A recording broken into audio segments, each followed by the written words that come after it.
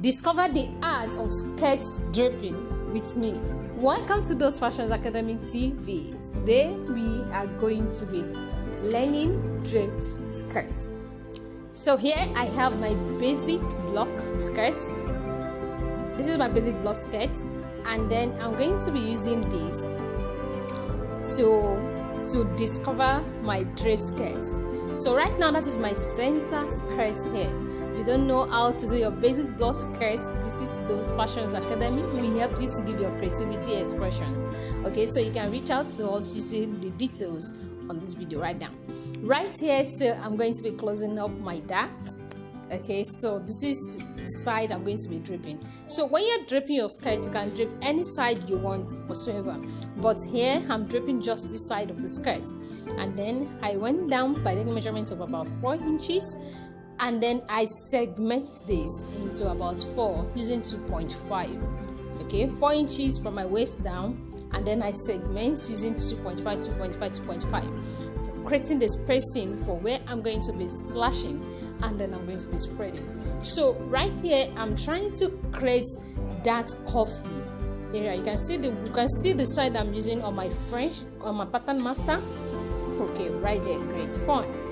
So when you're doing this, you ensure you create the kind of curve you want, because it's going to be showing in your results by the time you end up folding your fabric when you make it. So let the curve be the results you want when you eventually do this. So this is what I'm trying to do here after I'm done segmenting. So I just did 4. I just have about 4, so you can have it up down. So my goal here is to have it around the hip area, from the waist to the hip. That's all. See, so I'm not trying to number it. Numbering this will help you to be able to fold it very well when you want to do it on the fabric, and you won't get confused. Okay, I hope you're enjoying and you're learning something.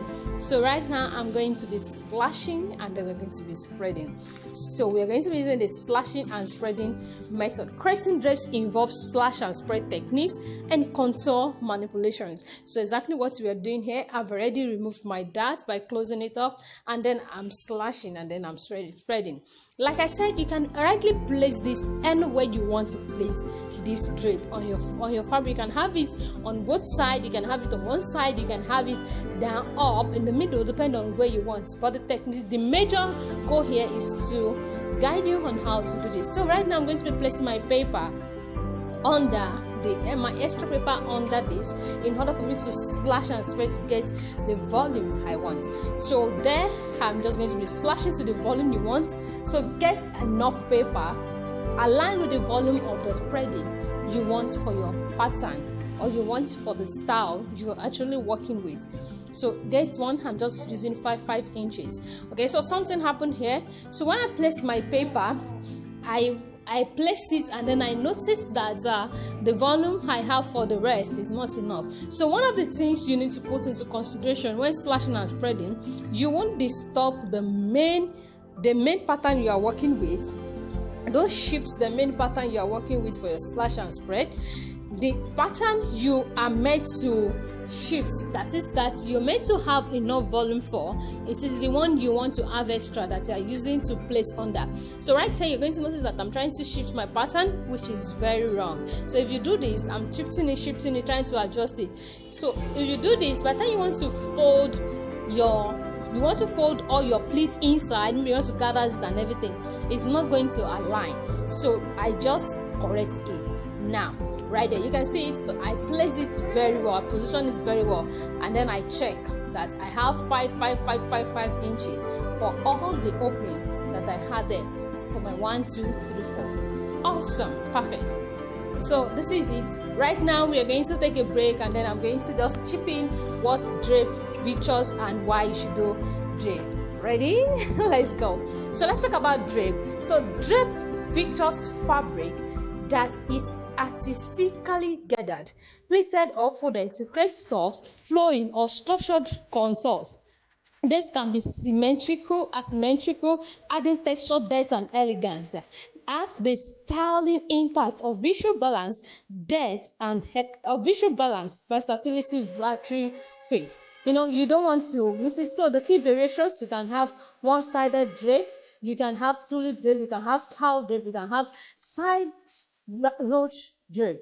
You know, the one we are doing right there is the one that is starting just from around the waist, you know, down to the hip. You know, it depends on how you want the drape. So the main goal, so I just stripping that, just enlighten you on drape. So okay, so you have the right information about drape, and you can search more about drape. So you can also put this in your dress, your complete dress. You know, you can have it in the top anywhere, but this way we're working with it just a skirt drape. Like I said, it can be folded, gathered, splitted in whichever way you want.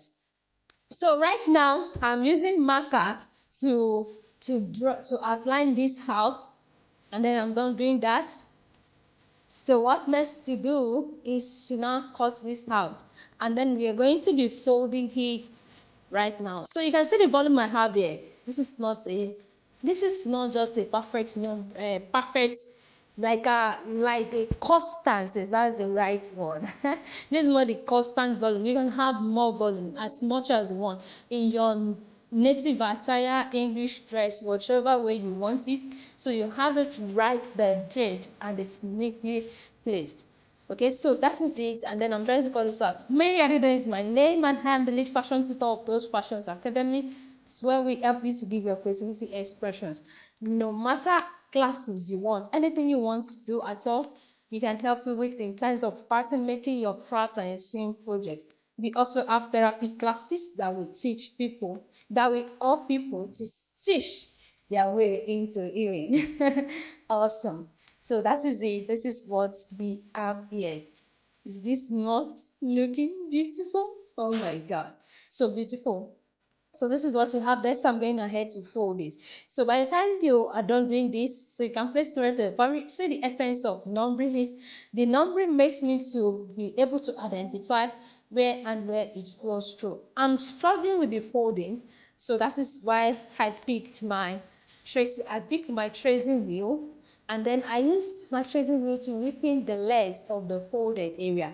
So you're going to notice that I use my masking tape. I use that, so that will help me as a guide to know the line that my folding is going to be dropping exactly. That's my tracing wheel I'm using there.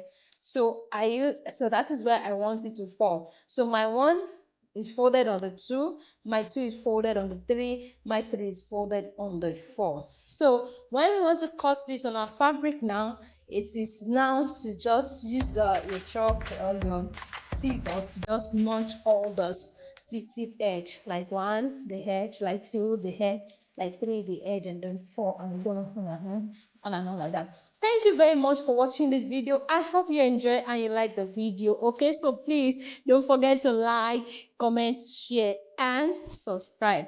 We have more and more simple projects like this that we are bringing to you. So if you're making some of this pattern drafting tutorial to make a beautiful dress or a skirt, do well to let us know, tag us, message us. We love to be part of the success story. Thank you very much. I see you in our next video. Don't forget, like, comment, share, and subscribe. Thank you. See you in our next video. Okay, bye.